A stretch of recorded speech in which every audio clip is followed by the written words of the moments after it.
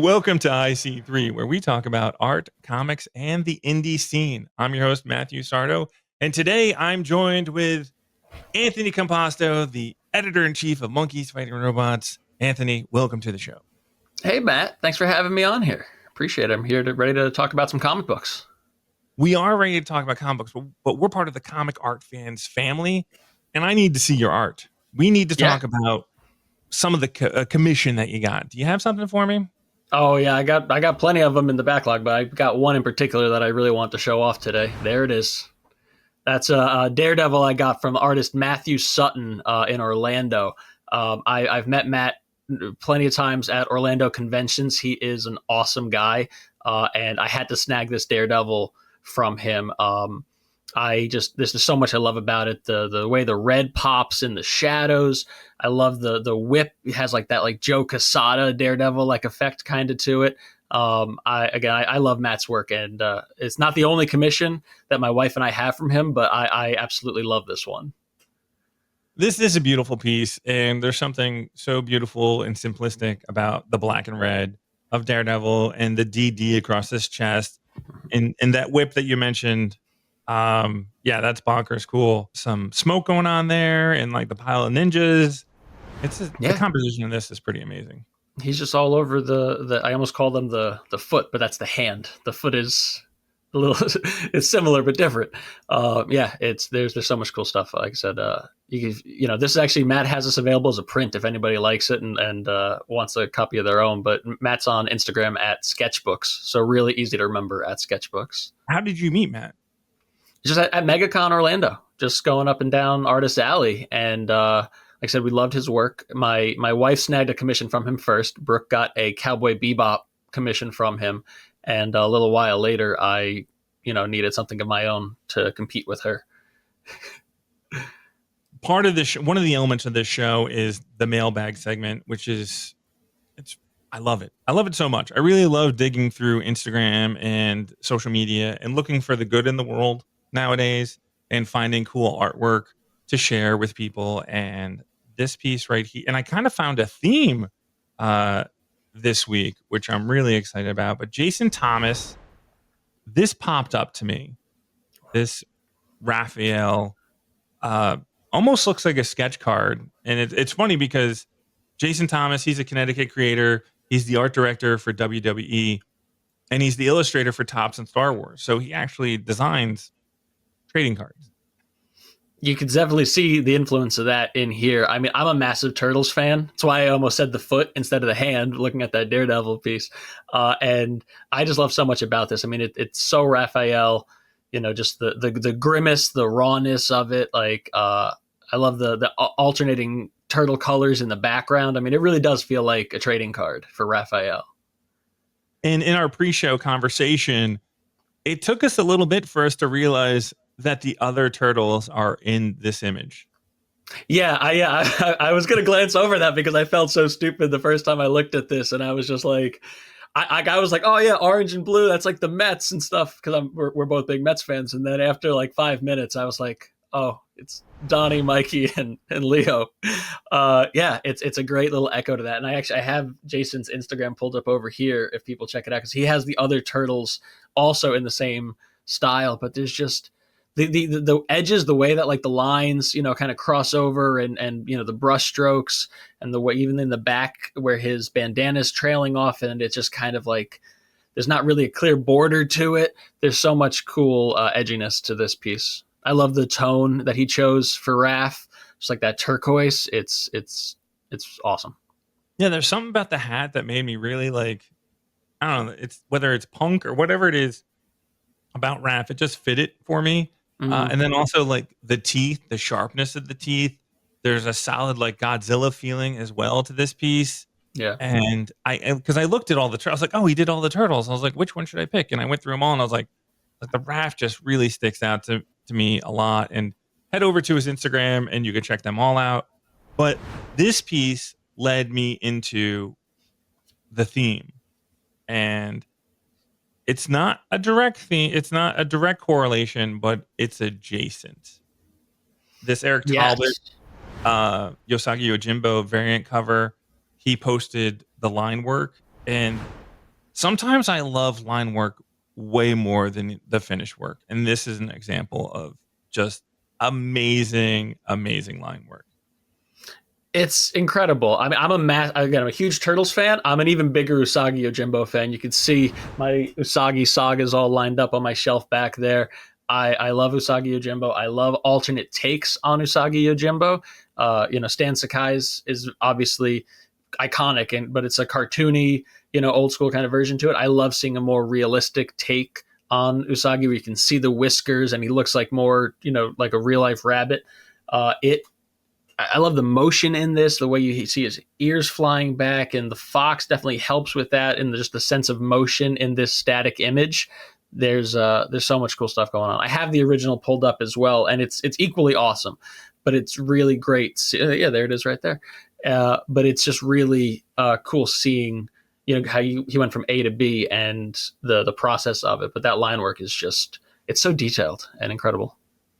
I love, for me, it's the story element, the process, like where his thoughts were going. And I love the behind the scenes where it says like smoke and you can start to see the title in at the top and everything like that. Eric Talbot was at the first IC3. He's most known for his work on the Turtles. He's a tattoo artist at Iron Lantern Tattoo in West Hampton, Mass. And go to his big cartel store because he has lots of prints, lots of Turtles, and his art is just so unique, and he has such a nice, I don't want to say it's texture. It's very smooth. It's very smooth. It's very smooth. What word would you use? You can't use smooth. You got to use a different word. I can't use smooth.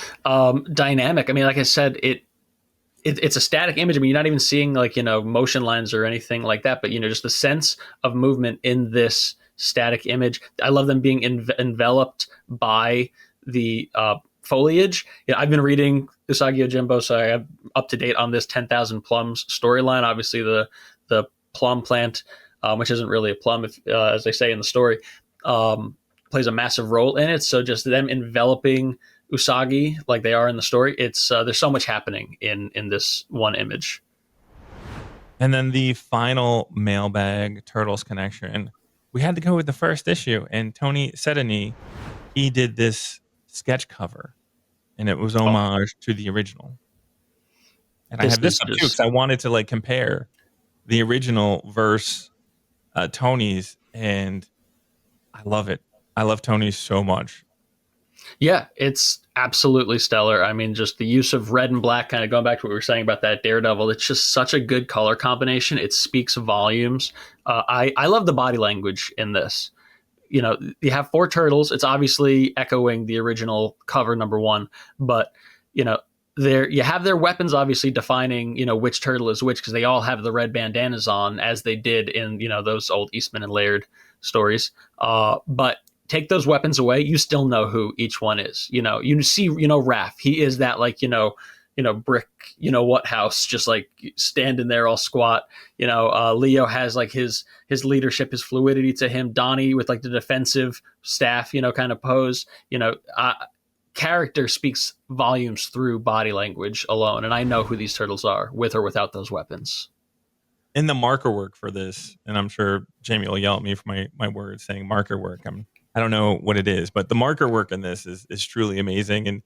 And I'm one of those people that just keeps going down the rabbit hole of the story, and I can just visualize Tony sitting at a convention table, just working at this, hacking away. And like, it's something that starts on a Friday and maybe ends on a Sunday. And he's like, this is what I got. And I'm just like, this is just amazing. Yeah, absolutely. I mean, the rawness of it, again, the edginess that those original Turtles comics had, that's being echoed in this. It's phenomenal. I would scoop this up in a heartbeat if I saw it at a convention. And if you're an artist or a creator and you want to get featured in this segment, just follow Indie Comics Creator Con on Instagram and send us a DM of your work, and we'll go from the grab bag and we'll pull some things up. And each episode, I'll pick 3 pieces of artwork and we'll talk about them and be inspired. And hopefully these pieces of artwork inspire you to create more. But Anthony, are you ready to talk about some comic books? I'm always ready to talk about some comic books. 2 comic books. Wait, we're talking about 1 comic book. We're talking about 1 comic. I don't know why I said 2. I'm always ready to talk about any number of comic books, especially with you, my friend. We are going to talk about all the comic books today. We have Free Planet #1 from Image Comics. It hits your local comic book shop on May 7th. Yes, this is created by Aubrey Sitterson and Jed Dougherty. Color work is by Vittorio Astone, and letter work is by Taylor Esposito.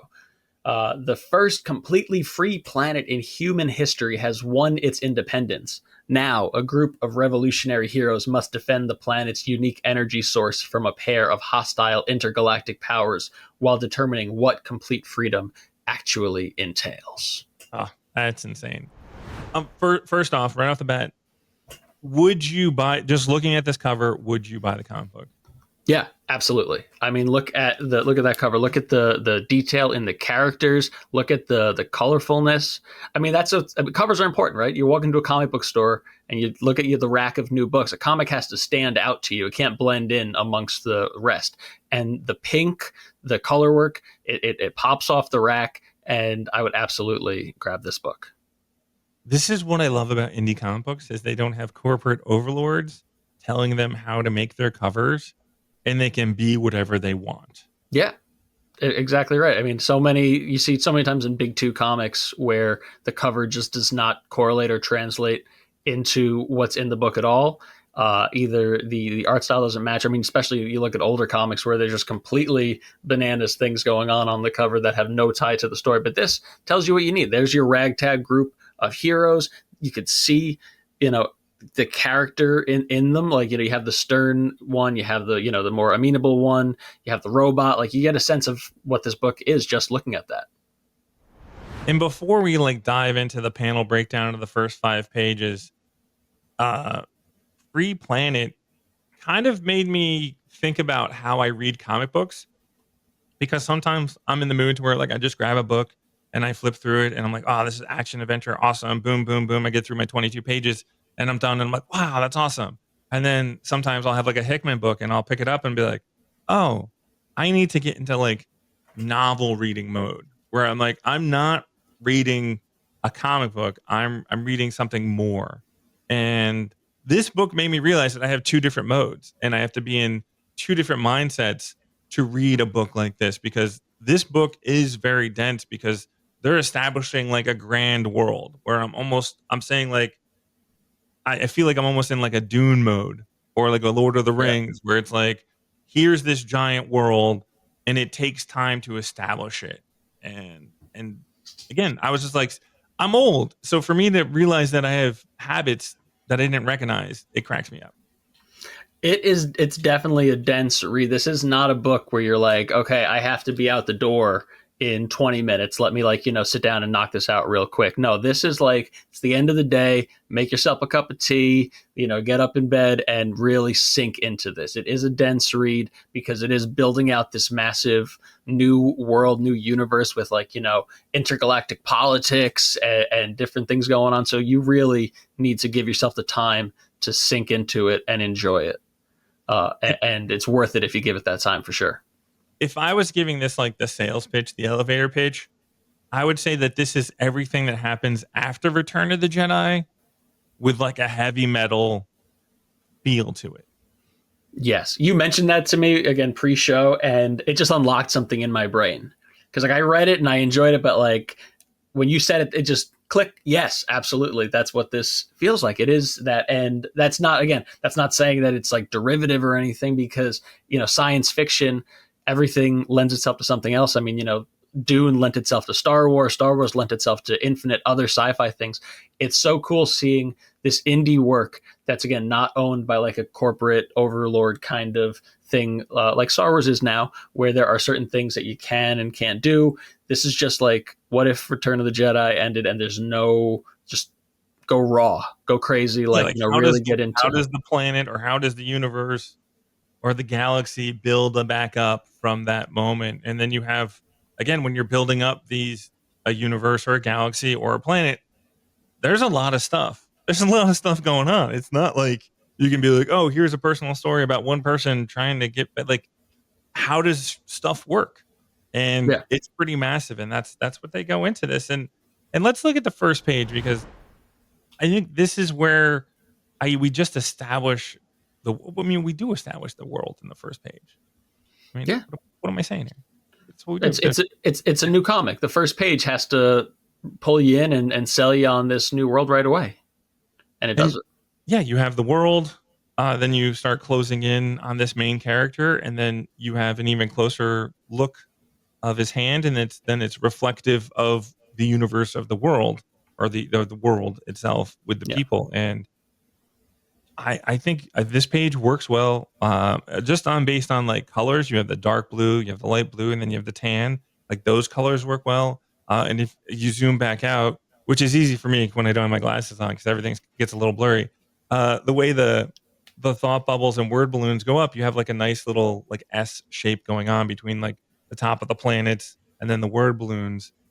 Your eye floats through the page really well. There is a ton of dialogue on this first page, but my brain just starts soaking in all the imagery, and then I get to that last panel with the humanoids or the planet, and I just start looking at everyone, and it works. It works.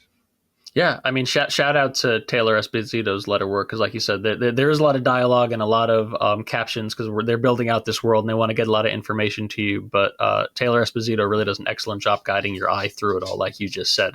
But there's some great stuff happening on this first page. Like I said a minute ago, it's a new book, so that first page has to kind of sell you on this world, and immediately we know when we are, we know where we are. It's a sci-fi story. It's futuristic. You got crazy, designs. This guy's wearing like, this funky visor. And, it kind of leads you more and more into that final panel where you see the world kind of unfold in front of you from his perspective. And you see the variety of people and beings who live on this planet celebrating. And the color work's phenomenal. Again, the pinks and the bright colors. Great work again by Esposito with that Lutheria in the final panel, kind of highlighting it in pink to kind of match Astone's color work going on with the brightness and the popping colors.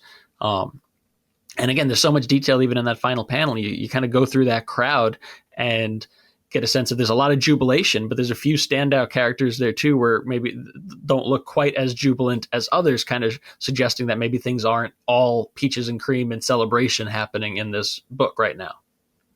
And the last panel, I've got two thoughts in my head that one just popped in my brain. But the last panel is where I was like, oh, this is the end of Return of the Jedi, the celebration where, Lucas added those extra scenes besides the Ewoks, and there's where you go over the capital city and all these other things. You see people cheering, and I was like, "Oh, this is what made me think Return of the Jedi, the end." But then this just hit me. Like you have that satellite right there, and I was looking at the white bars of in between the panels, and I was like, "Oh, I wonder if it would work if those white bars there." But I was like, "Oh," in my head, I was like, "Oh, there's the satellite. Those white bars represent what he looks like on television." And then his hand is like what we are live. Yeah, no, that you're absolutely right. The gutters, not gutters, the panel gutters, kind of frame that middle one, and again, just like we said earlier, that kind of unlocked it in my brain. I can't unsee that now. That is like the forward facing, thing that's going out probably to the masses. Yeah, I'm not sure if that was intentional or not, but it's a great read of that middle panel. Jed, if you're out there listening, comment below if that center panel is supposed to be a television set or not, and answer the question for the masses so we figure out what's going on. But then you have the Lutheria that kind of leads into the page turn, and then you get this wicked 2-page spread, and just soak it in. Literally just soak it in. This is my favorite probably page or 2-page spread of the issue, honestly, just because of how efficiently and beautifully done it is. I mean, again, you got the letter work that just leads you right through everything perfectly. But again, there's a denseness to this as he's kind of giving you this recap of what has brought them to the point where they are now of freedom.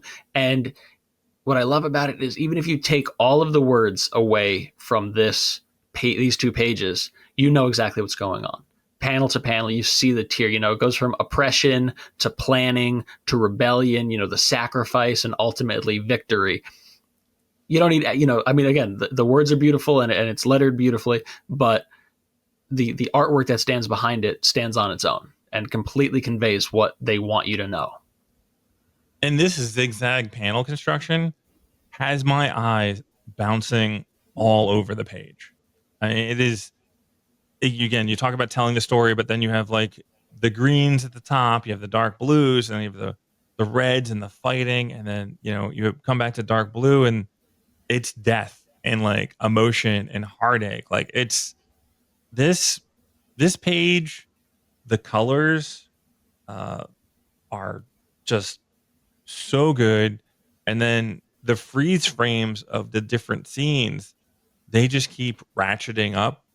And by the end, I'm like, I want to buy that action figure toy, like where he's got the guns blazing at the bottom. Like, I want Yeah. that toy. Like, and I'm ready to go. Send me to the store and buy it. And I'm also trying to think of, like, I've seen this like layout before where there's someone in the foreground giving a speech and the things are unfolding in the background, but I can't recall seeing it where they are then at the featured again at the bottom, continuing the conversation as like another panel. Like almost I'd feel like I would see like a circle at the bottom right hand corner and he'd pop out there to finish it off, or to make him maybe stand out a little bit more. But like this, there's a lot of elements, and when that close up of him with the visor, and then the Fu Manchu and the hair and all the little individual hairs, like you really get excited about him just from the design work end. Yeah, there's a lot of detail in that last little shot of him in the bottom right, and I love like the light too, like the blue reflection that's kind of shining back on his face. It just it's a little bit of color pop to make it stand out amongst the red background, and again, just kind of add this vibe to it.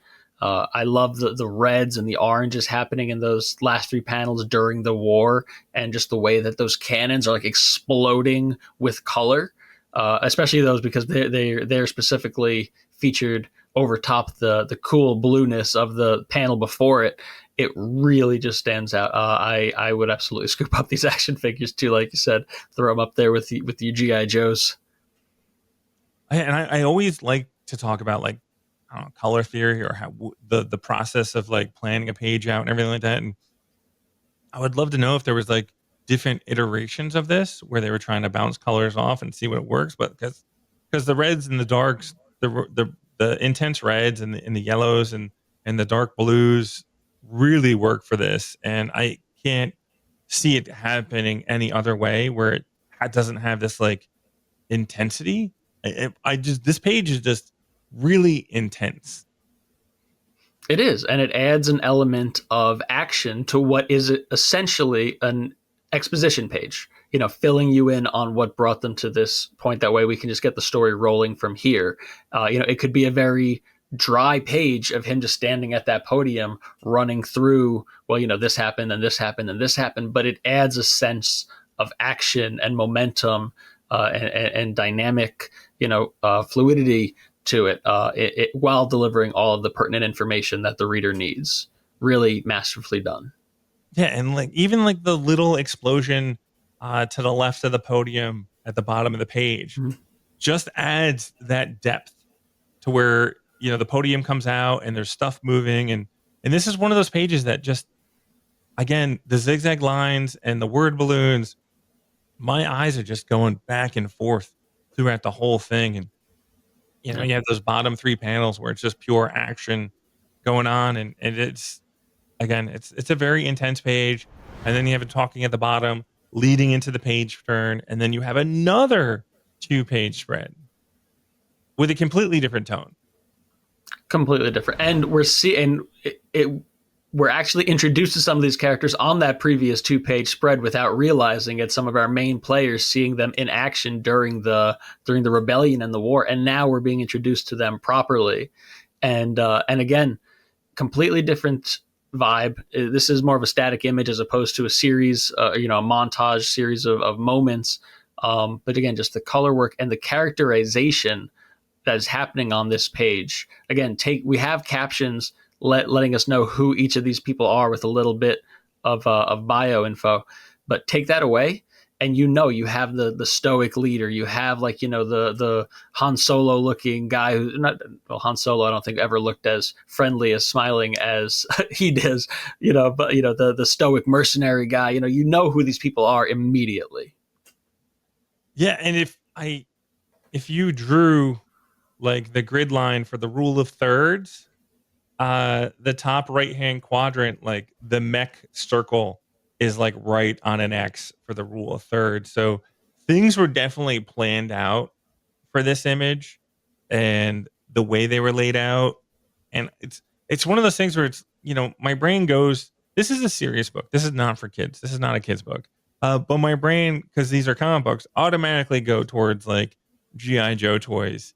And so that first 2-page spread gets me a little hyped about like, oh, that figure looks awesome. And like that toy would be awesome. And then they give me a full like toy lineup the next 2 pages, which I think is hilarious.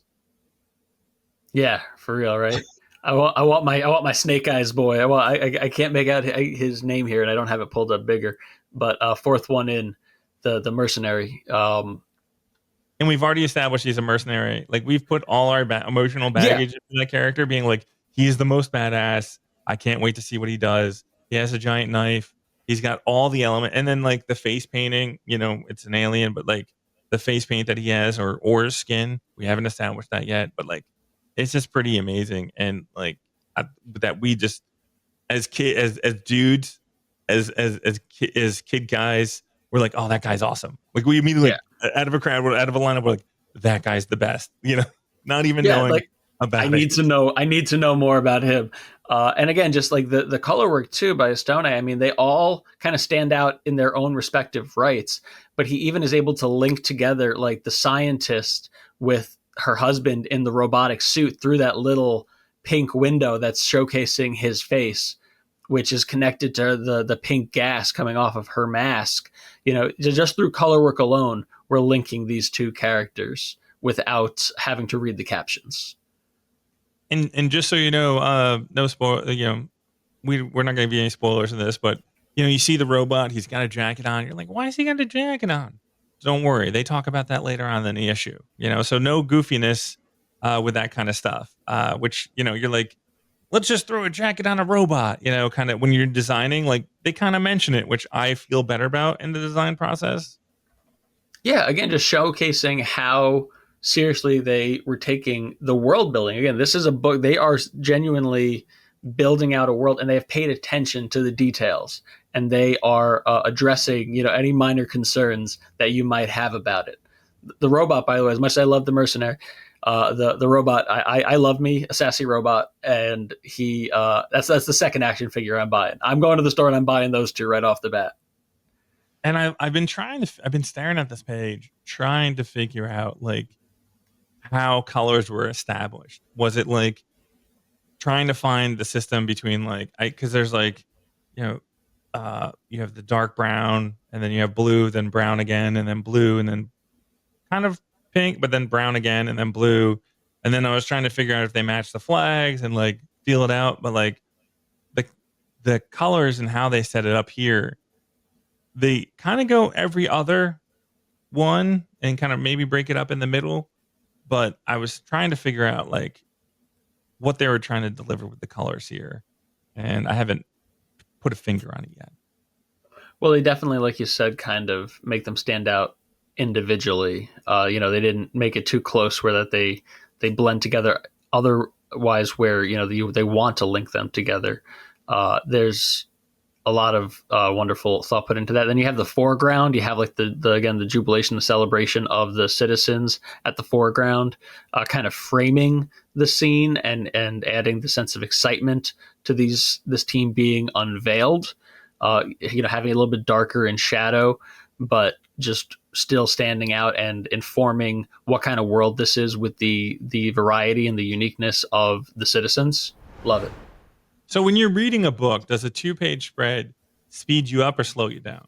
It really depends in the sense that typically it'll speed it up and you can kind of take in the information and move on. But again, the work by Sitterson and Esposito in providing the information on these characters kind of forces you to take a second and read through their bios, and really forces you to soak in who these characters are instead of just blowing past it as a 2-page spread and going on to the next page, which is a really, again, awesome technique to really kind of keep the reader invested and make sure that they're soaking in what they want them to.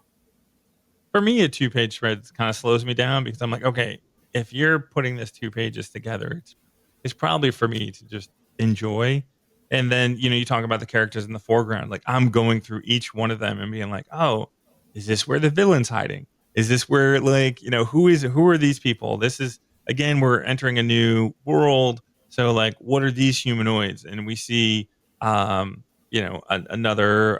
blue and white alien there with blonde hair. And we're like, okay, is that trend going to go? And then you see different haircuts and, like, does anything match up? But, like, and then I'm just like, the texture of the world and stuff. So that I kind of just look at it like a Where's Waldo page and I just sit back and be like, I'm like, do I need to get a magnifying glass out and start looking at this stuff deeper? Because now, I mean, we're creators are nerds of influenced by nerds of previous generations who are influenced by nerds of previous generations. So, like, you have like 3 generations of nerds influenced on this page.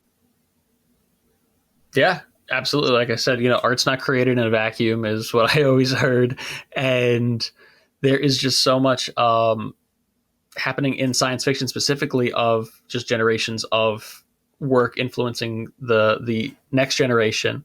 And you can see it. And again, it's what these creators do to make it their own and make it unique and add a new spin to it that really makes it special.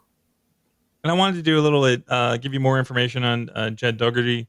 He's a freelance illustrator, has worked for Dark Horse, DC, IDW, Image, Titan, Valiant, and Vertigo Comics as an artist and an inker. His first comics work was the self-published zine Uncertain Stories. He honed his comic skills working in the studio of Howard Chaykin as a backgrounder and paste-up artist. He has drawn World's Finest for DC, as well as the independent comics Ultra Vixen and Winter Dark. And if you go to his Instagram page or go to his website, I recommend going to his website because he hasn't updated it since 2006, and it has a lot of his original artwork painting wise. And you can definitely see a difference from his work in 2006 to his stuff now, almost 20 years later. And his Instagram is works as well. He's been promoting, Free Planet, but he likes Greek goddesses. I think that was in his original website, and he likes the form of very powerful women, and it's worth a dive. It's worth a dive. Yeah, if you see that scientist from Free Planet, the big, beefy scientist, there's a lot more of that, if you go into his backlog and his Instagram page. Do you have any final thoughts on Free Planet?